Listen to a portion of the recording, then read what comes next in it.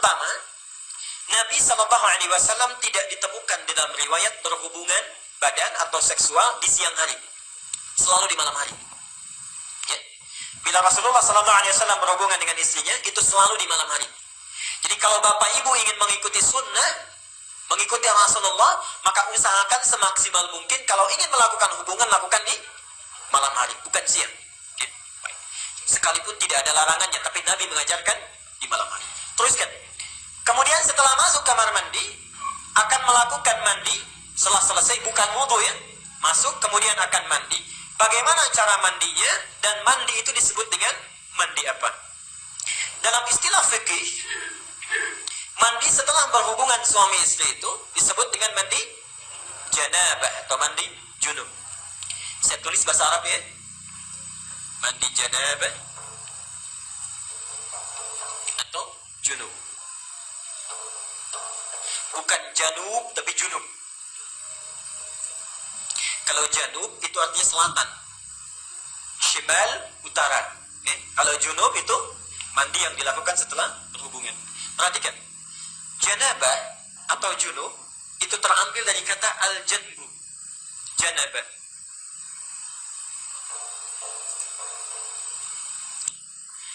Yang berarti sisi, satu bagian atau pinggir tertentu. Sisi, satu bagian atau pinggir tertentu. Karena itu orang Arab kalau mengatakan saya di satu sisi, kamu di sisi yang lain. Ana fi hadzal janib wa anta fi janibin akhar. Jelas ya? Satu bagian tertentu. Kalau ini ingin dijamakkan, maka jamaknya menjadi junub atau jawanib. Jelas ya? Sifatnya disebut dengan janabah. Jelas sampai sini? Baik. Kenapa mandi itu disebut dengan mandi janabah? Beda dengan mandi yang biasa, ingin memberi kesan bahwa dalam mandi itu semua sisi, semua bagian yang ada dalam tubuh kita itu mesti tersapu dengan air. Oke? Jadi bukan seperti mandi biasa yang mungkin sebagian ada yang tidak terbasuh. Disebut dengan janabah, semua sisinya mesti terbasuh. Tulis hadisnya. Aisyah, hadis Al-Bukhari, nomor hadis 248. Hadis Al-Bukhari nomor hadis 248. Al-Bukhari 248. Muslim nomor hadis 316.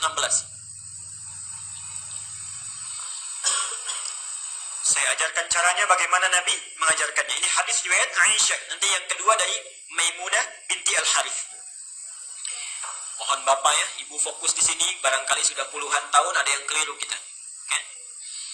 Pertama, hadis riwayat Aisyah dulu.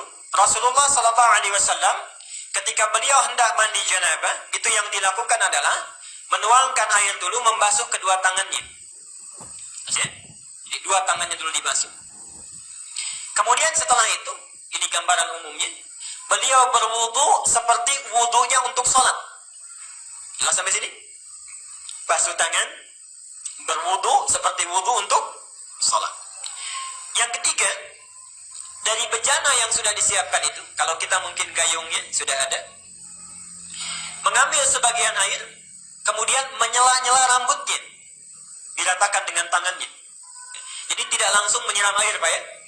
Tidak langsung menyiram air, Ibu ya. Jadi yang pertama ingat, air diambil untuk basuh tangan kita dulu. Yang kedua apa? Berwudu seperti wudu untuk sholat. Sebentar Pak, itu lewat hadis Maimunah. Oke, saya sampaikan bagian pertama dulu. Nanti diperinci di Maimunah binti Al-Harith.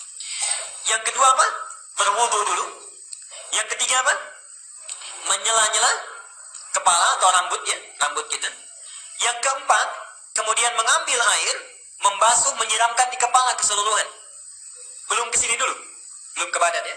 Baik. Saya ulangi pelan-pelan. Satu, mencuci tangan. Kedua, berwudu seperti untuk sholat. Ketiga, menyela-nyela rambut, meratakan keseluruhan. Keempat, menyiram rambut keseluruhan di kepala. Setelah itu, baru disiramkan secara keseluruhan. Jelas sampai sini? Disiramkan secara keseluruhan menggunakan sabun dan seterusnya.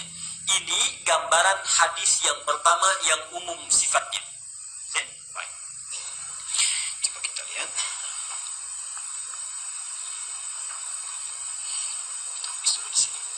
Nah, sekarang kita lihat bagian yang kedua. Ini riwayat siapa tadi? Aisyah radhiyallahu anha.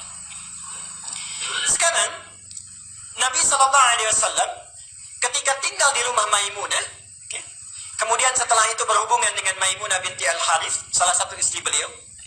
Kemudian Nabi SAW melakukan mandi janabat saat itu.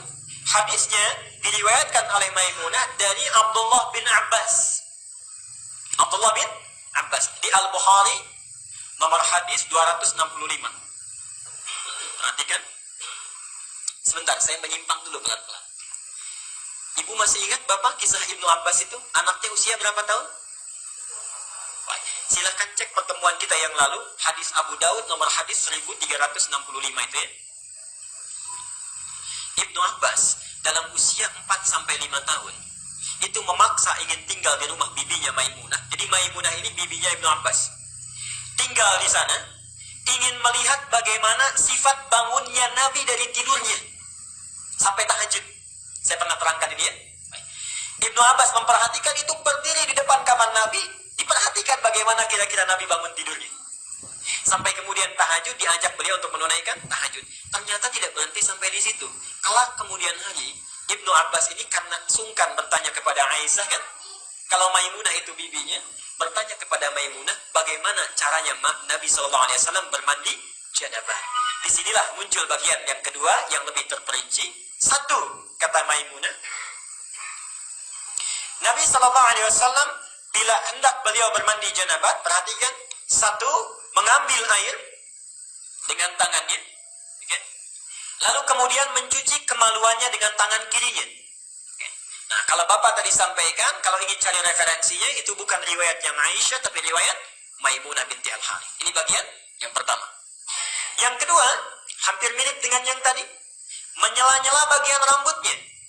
Okay? Bagi perempuan, ada dua cara. Boleh diikat, dikepang. Karena Maimunah itu juga pernah diikat, dikepang. Langsung bertanya pada Rasulullah, ya Rasulullah, apakah saat mandi perlu aku uraikan rambutku? Kata Rasulullah, tidak perlu. Cukup kamu guyur semuanya itu, dan bila telah merata, sah mandimu. Jelas ya? Baik. Kemudian setelah diratakan, lebih baik kemudian bisa diuraikan. Setelah itu selesai, kemudian diguyur, selesai sampai sini, baru kemudian berwudu seperti wudu layaknya sholat. Tapi kaki belum dibasuh. Kaki belum dibasuh. Saya ulangi, ambil air, basuh kemaluan dengan tangan apa? Kiri. Setelah itu menyela-nyela kepala. Setelah itu ambil air, kan? Basuh, baik siram, berwudu seperti layaknya wudu akan sholat, tapi kaki kita belum dibasuh. Jadi cuma sampai telinga ya. Setelah itu siramkan secara keseluruhan. Terakhir setelah selesai baru cuci kaki. Jelas sampai sini? Nah, ini bisa ditemukan di Al-Bukhari nomor hadis 265. Nah, dari sinilah kemudian ulama menggabungkan kedua hadis ini, dibuatlah susunan yang lebih lengkap. Maksudnya? Baik, jadi dari yang pertama kalau kita gabungkan dua hadis ini, pertama mengambil air, cuci tangan dulu, riwayat Aisyah ya. Setelah tangan dicuci kemudian mencuci kemaluan. Setelah itu selesai, ada yang terlewat tadi. Kalau di zaman Nabi, setelah mencuci kemaluan, dibasuh dengan air, lalu Nabi menepuk-tepukan ke tanah atau ke tembok. Ya.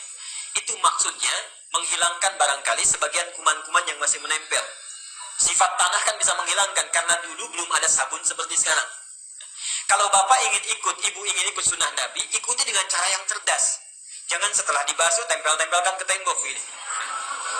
Cukup pakai sabun, dicuci dengan sabun. Saya ulangi dari awal.